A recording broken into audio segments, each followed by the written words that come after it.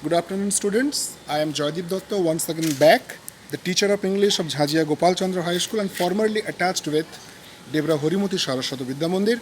Today I have discussed with you my views about the poem that is in your class 9 syllabus, The North Ship, written by Philip Larkin. At first, I would like to give you a plain reading.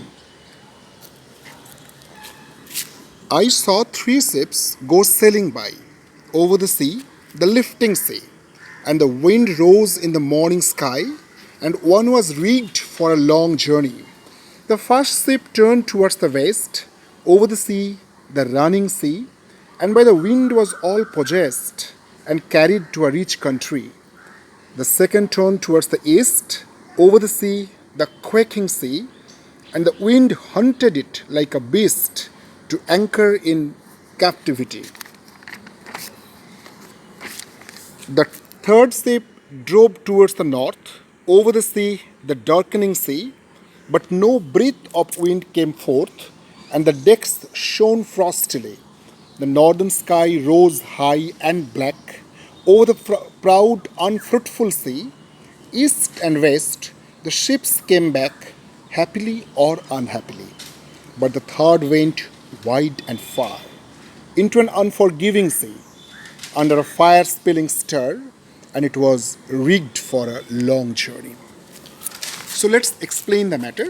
And before the explanation, one thing that I should clarify that poetry is such a genre which always involves two levels of meaning. Generally, not always, but generally, it involves two levels of meaning. One, the surface level of meaning, that is superficial, not very difficult to understand, and there is another internal layer of meaning which is a bit difficult more to understand. Okay, so I think all of you have already understood the superficial concept of the meaning. I think all of you have understood the matter. There are three ships, and all the three ships are going for a long journey, and two ships are there.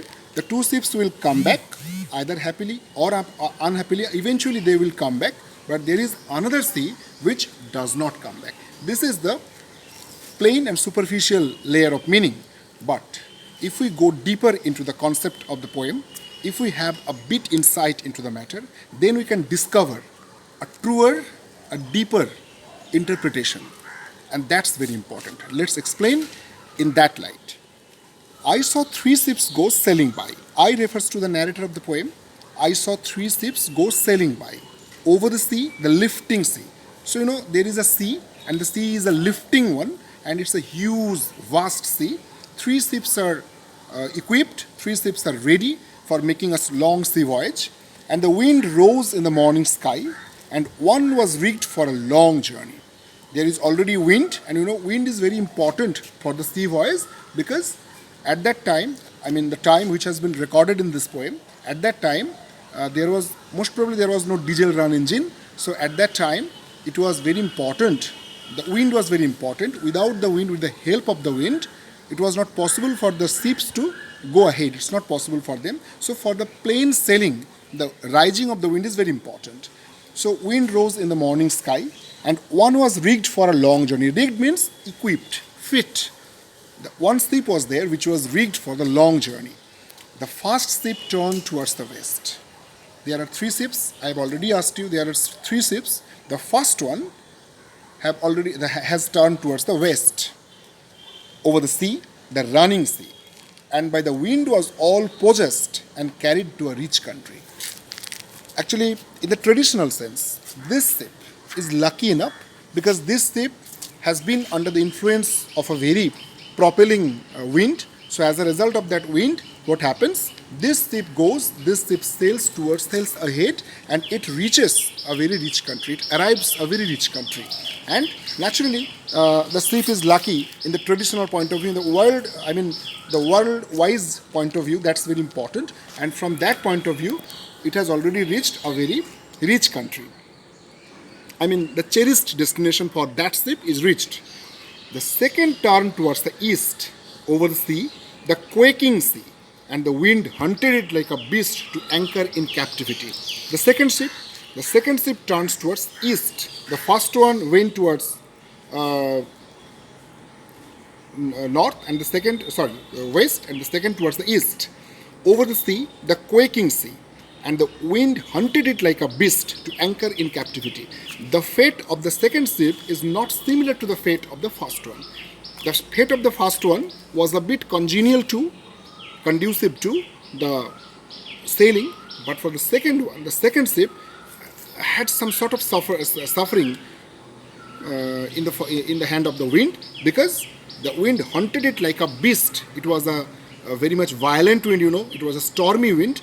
Therefore, the ship, it actually got a bit less help from the weather, but ultimately it anchored in captivity. Somewhat it was anchored in captivity.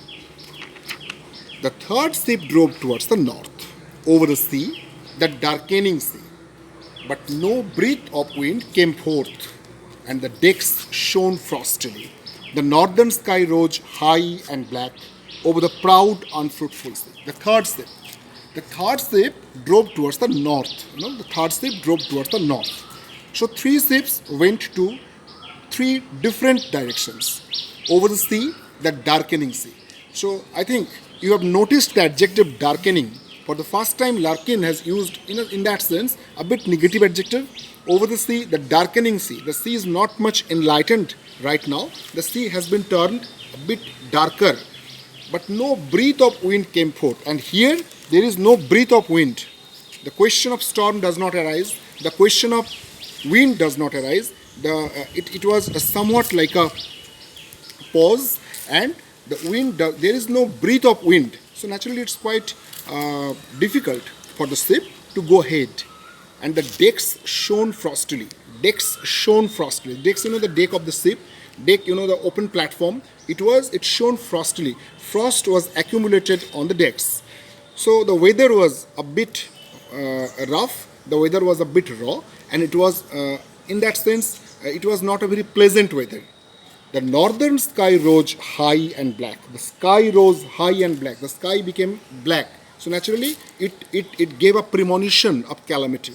It gave a prognosis of calamity. It was somewhat full of calamity. The northern sky rose high and black over the proud, unfruitful sea. But here, the terms which have been associated with the sea are proud and unfruitful. The sea is proud. The sea is proud means the sea does not want to return the things that they accept, and unfruitful. In that sense, the sea is unfruitful means the destination that this north ship is heading towards may not be achieved in the traditional sense. So over the proud, unfruitful sea, east and west, the ships came back, happily or unhappily. So this is a very important thing. The first two ships and the previous two ships, they came back, they returned, either fruitfully or with a bit failure, either happily or unhappily, whatever, they came back. But the third ship, the north ship, the ship under consideration, does not come back. Actually, this ship is the symbol of our expectation, is the symbol of our aspiration. We the people have aspiration, we the people have expectation to go ahead, to keep going ahead. That's very important. And in this particular section, I am reminded of Ulysses. I think you have not heard still, you may have heard as well, Alfred Lord Tennyson's Ulysses. Ulysses is a very famous poem. That is also a poem of sea voyage. And in that poem, Ulysses was also a daredevil voyager, and he symbolized our aspiration, and he wanted to follow knowledge like a sinking star beyond the utmost bound of human thought. Actually, he wanted to go to a place which is beyond the utmost bound of human thought. The people can't think the place where Ulysses wants to go. So that is very important a place. This is no geographical location actually. This is no geographical place. Rather, this is a place which is beyond our sensory experience. Our sense can't appreciate the place.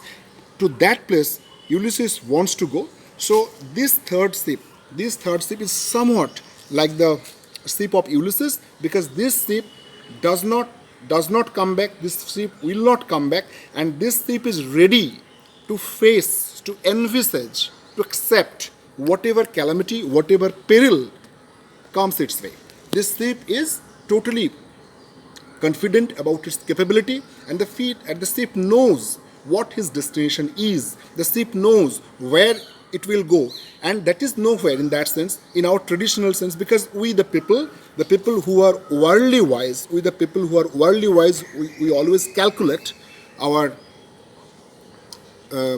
profit. We always calculate our profit, and we the profit calculating people, we may not appreciate this sort of mentality, because always we judge a thing by its ultimate result, by its ultimate fruit. But the endeavor is important, the effort is important, not always the result. The result is not always important. What is most important is the effort, the attitude with which we accept the thing. That's very important. And in that sense, this third ship actually symbolizes our aspiration. This third ship symbolizes our expectation. This third ship symbolizes our adventurous mentality. Actually, all of us are quite bound up in our scheduled routine life, in our hectic schedule. All of us are almost bound up. But in spite of that, there are some people who want to surmount these scheduled actions, scheduled activities. They want to do something new. This third ship actually symbolizes those sort of people, or the mentality of those sort of people. The third ship went wide and far into an unforgiving sea under the fire-spilling star. Fire-spilling star most probably refers to sun, and it was rigged for a long journey. Actually, this ship was rigged for a long journey. Long journey in the sense, this journey was unending journey. The journey was unending. There is no end. There is no pause of this journey. It's a continuous journey, and the ship will keep going on, and there is no finale of that journey. No finale will be reached, because it is totally an endless journey. So the north ship is the most important ship in the traditional viewpoint, or from the traditional viewpoint. This ship may have got failure in its course. It may not have got success as the first one, but it's important that the third ship has that sort of attitude, which is very much important for walking with a right attitude along the path of life. That's important. I think the lecture has satisfied you, and if it really satisfies you, obviously you must give me a thumbs up impression. You must share it, like it as much as possible, and don't forget to download my channel.